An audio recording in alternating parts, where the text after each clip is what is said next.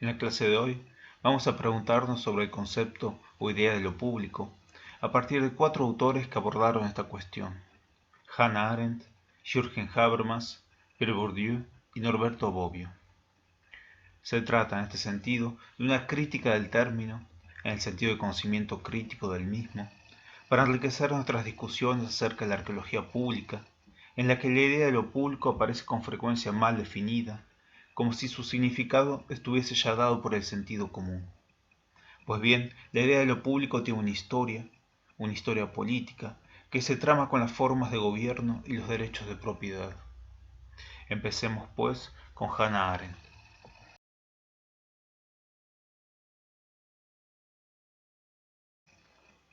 En La condición humana, publicada en 1958, Hannah Arendt esboza la primera historia del concepto de lo público, situando su punto de partida en la Grecia antigua, más precisamente en la polis, la ciudad-estado griega, en donde lo público no estaba dado por el solo hecho de habitar la polis, sino por participar de la actividad política, lo que estaba dado por la acción, praxis, y el discurso, lexis. Lo público y lo político, pues, se correspondían. Ahora bien, ¿quiénes participaban de la actividad política y por consiguiente integraban el ámbito de lo público? Los ciudadanos, es decir, dice Arendt, los hombres propietarios. Los hombres no propietarios, las mujeres, los niños, los extranjeros, los esclavos, no participaban de la vida política, sino que pertenecían al ámbito de lo privado, donde privado significaba justamente un estado de privación con respecto a lo público. Una especie de ley muralla separaba ambos ámbitos, el espacio político, ágora, del espacio doméstico, oikos, el espacio de la igualdad desde la desigualdad, el estado de espíritu del estado de naturaleza, la individualidad de la generalidad. Lo público, pues, era concebido como el espacio de la eudaimonía, de la existencia plena de los individuos. Luego, dice Arendt, durante la Edad Media, en el cristianismo, esta concepción se va a invertir y se va a afirmar lo privado contra lo público. Y es que la moral cristiana hace una apología de lo privado, en tanto aparece la noción de ultramundanidad. Mundus es inmundus. El mundo, en tanto está condenado a ser destruido en un juicio final, aparece como lo no esencial, con lo que solo más allá de este mundo los individuos podrán alcanzar una existencia plena a través del renunciamiento material y el sufrimiento. Los espacios de la sociedad, por otro lado, ya no se piensan en términos de esfera pública y esfera privada, sino antes bien en una esfera sagrada de la que participan el soberano, la iglesia y la nobleza, y una esfera secular que comprende a los súbditos o siervos. Luego, antes que la identificación entre lo público y lo político, encontramos que en el feudalismo lo político se identifica con lo sagrado, como se observa en la noción de sacro imperium. Luego, siguiendo con su historia filosófica del concepto, Arendt dirá que en la época moderna tendrá lugar una expansión de la esfera privada sobre la esfera pública. Con la burguesía, las actividades económicas de la esfera privada se expanden sobre la esfera pública, con lo que, dice, la esfera pública aparece como una función de la esfera privada, lo que lleva a una progresiva indiferenciación entre las esferas, hasta el punto, dice, que ya no se distinguen la una de la otra, conformándose una esfera social centrada en el trabajo, una sociedad de trabajadores y empleados bajo las órdenes de una burocracia administrativa. Luego, dice Arendt, la acción, praxis, es reemplazada por conductas normalizadas. Ya no hay acontecimientos, sino regularidades, sobre la base de lo cual se desarrollan los principios de la ciencia económica moderna y es su principal instrumento técnico, la estadística, es decir, un saber del Estado sobre sí mismo. Luego, para Arendt, en la sociedad moderna lo político se subsume a lo social, lo público a lo privado, perdiéndose la capacidad de acción y discurso en medio de la sociedad de consumo.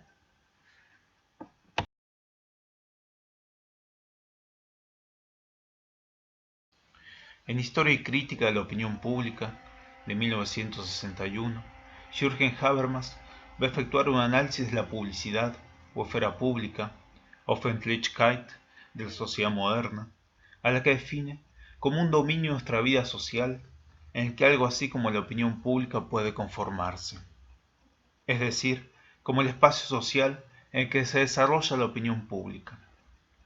En este sentido, va a comenzar diciendo que la esfera pública es una invención de los siglos XVII y XVIII, resultante del desarrollo progresivo de la burguesía y su creciente poder político, de sus primeros orígenes en el siglo XIII con el capitalismo mercantil. Y es que a los intereses del soberano y de la corte comienza a oponérseles los intereses de la ciudad, del burgo, de la bourgeoisie. Se trata, dice Habermas, de Versalles versus París, del poder público versus la esfera pública, del absolutismo monárquico versus la razón, la opinión pública, opinión publique, como crítica del orden establecido, y que va a tener lugar en los salones de París, en las casas de café de Londres, en los Tischgesellschaften de las ciudades alemanas. No es un dato no menor la invención de la imprenta y el surgimiento de la prensa, vinculadas a las noticias traídas por los mercaderes. Y aquí Habermas establece una distinción entre lo público, que la entiende como lo estatal, y la esfera pública, por lo que entiende en un primer momento a estas reuniones y organizaciones de la sociedad civil en donde los ciudadanos opinan sobre el orden público, haciéndolo objeto de una crítica racional. Los ciudadanos, dice Habermas, actúan como público cuando se ocupan de los temas de interés general sin ser coaccionados, con lo que se garantiza que puedan coordinarse y reunirse libremente y al mismo tiempo expresar y hacer públicas sus opiniones también libremente. Aunque, nota al margen, dudo mucho de ese libremente, que pienso que en todo caso se trata de una libertad condicionada, pero sigamos. A fines del siglo XVIII, con la emancipación de la literatura, el arte y el teatro, hasta ese entonces al servicio de la publicidad representativa, como llama Habermas al ámbito cortesano, en donde el príncipe representa públicamente su autoridad, tendrá lugar la consolidación de la opinión pública al interior del espíritu liberal de la época. La publicidad representativa, dice Habermas, cede entonces su lugar a la nueva esfera del poder público, encarnado en los estados nacionales y territoriales. En efecto, la opinión pública, dice Habermas, está en los orígenes del liberalismo y la sociedad burguesa, conformándose solamente, dice, donde exista un público que se compromete en la discusión racional. Y es que el término opinión pública refiere a las funciones de la crítica y del control de la autoridad organizada del Estado, que el público ejerce informalmente, aunque también formalmente a través de elecciones periódicas. Luego, la esfera pública no se identifica con lo estatal, sino que media entre el Estado y la sociedad, cumpliendo una función crítica. Ahora bien, dice Habermas, hasta aquí estuvimos hablando del modelo liberal de la esfera pública, pero ocurre que con el correr del siglo XX se irá conformando otro modelo de esfera pública vinculado, dice, a las democracias de masas de los estados sociales de bienestar del capitalismo tardío, con lo que tendrá lugar un progresivo acoplamiento entre lo público y lo privado, conduciendo a una refeudalización de la esfera pública, dice, esto es, un debilitamiento de sus funciones críticas en tanto en el estado de bienestar, a través del apoderamiento de los medios de comunicación masiva, el Estado y las grandes corporaciones económicas se hacen con el poder de influir en la opinión pública. Son entonces las organizaciones sociales quienes cumplen de alguna manera con la función crítica que antes tenía lugar en las reuniones de individuos que, en su calidad de ciudadanos, discutían libremente temas de interés general en donde el ejercicio del poder público se sometía a una crítica racional. Por otro lado, los grandes medios de comunicación actúan como agente de despolitización de la población, generando una cultura de masas para el entretenimiento y la propaganda al servicio de los intereses del poder económico.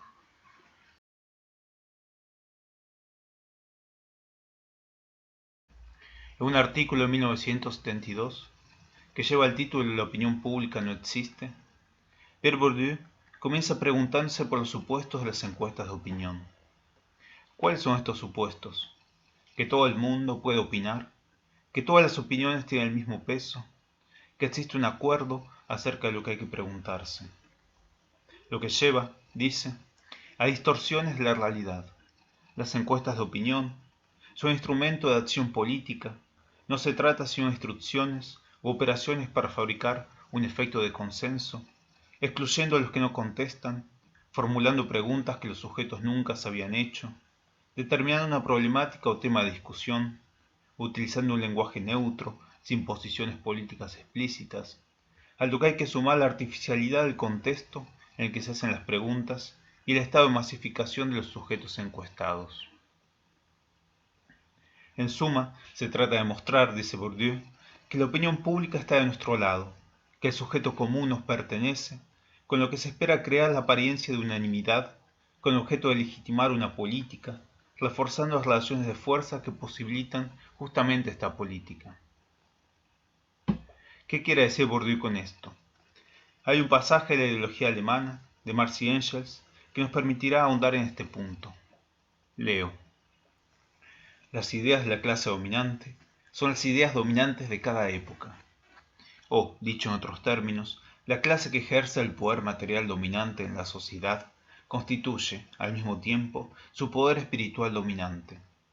La clase que tiene a su disposición los medios para la producción material dispone con ello de los medios para la producción espiritual, lo que hace que se le sometan al propio tiempo, por término medio, las ideas de quienes carecen de los medios necesarios para producir espiritualmente. Las ideas dominantes no son otra cosa, pues, que la expresión ideal de las relaciones materiales dominantes, las mismas relaciones materiales dominantes concebidas como ideas. Por tanto, las relaciones que hacen una determinada clase, la clase dominante, o sea, las ideas de su dominación. Luego, dice Bourdieu, la opinión pública no existe, al menos no bajo la forma que le atribuyen quienes tienen interés en afirmar su existencia.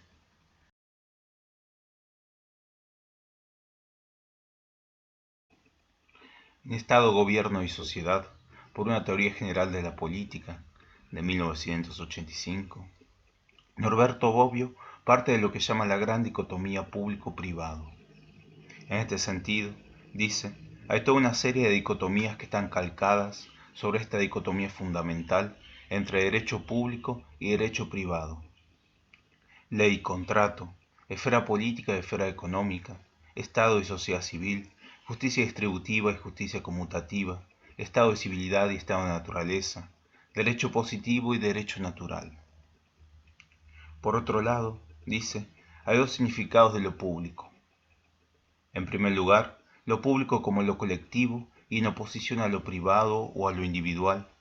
Y en segundo lugar, lo público como lo publicitado, lo abierto al público y en oposición a lo oculto. En cuanto al primer significado, dice Bobbio, puede establecerse una primera distinción desde un punto de vista axiológico, es decir, desde el punto de vista del valor, entre dos concepciones de la relación entre lo público y lo privado. La primacía de lo privado sobre lo público y la primacía de lo público sobre lo privado, que pueden leerse también, respectivamente, como la primacía de lo económico sobre lo político y de lo político sobre lo económico. La primera se corresponde con una concepción liberal del Estado, en función de la cual se sostiene que el Estado no tiene que intervenir en el mercado, sino solo para garantizar los intercambios entre las partes, lo que se conoce también como teoría del Estado mínimo.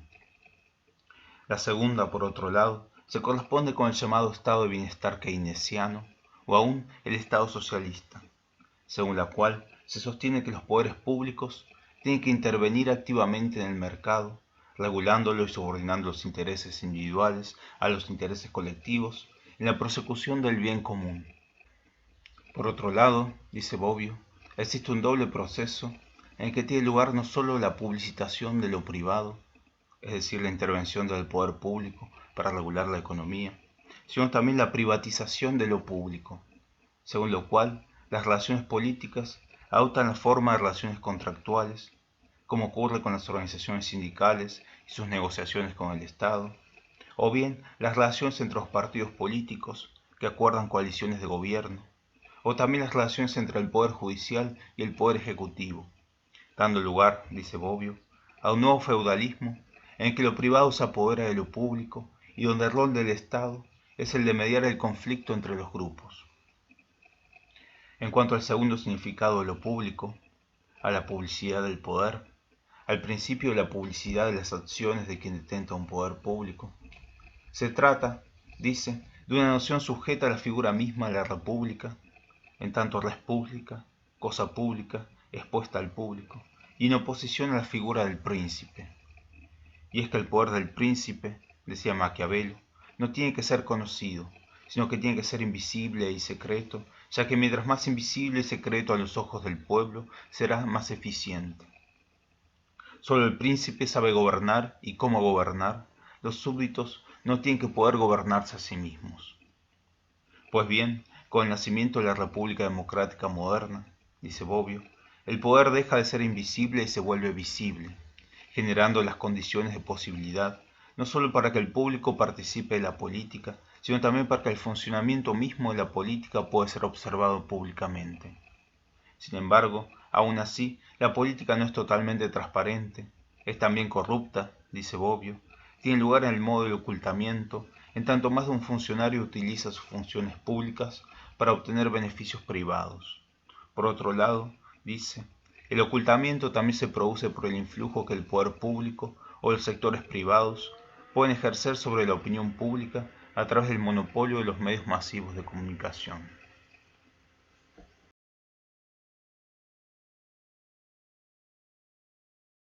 Repasando, hemos visto tres historias de lo público, elaboradas desde distintas perspectivas disciplinares y aún ideológicas, y con tres orígenes distintos.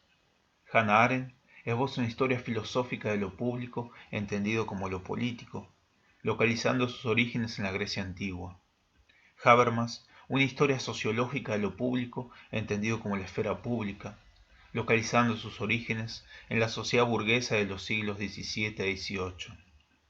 Bobbio, una historia jurídico-política de lo público entendido como un principio ideológico, cuyos orígenes más primeros los encontramos en la sociedad romana.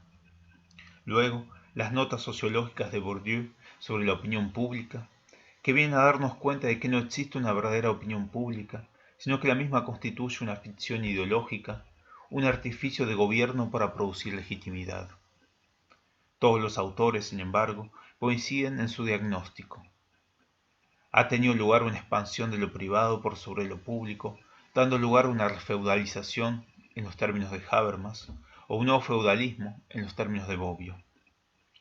Con lo que los medios masivos de comunicación, en manos de las grandes corporaciones económicas o del Estado, tienen un poder comunicacional sin precedentes para influir en la conciencia crítica de los ciudadanos, obturándola a través del entretenimiento y la propaganda.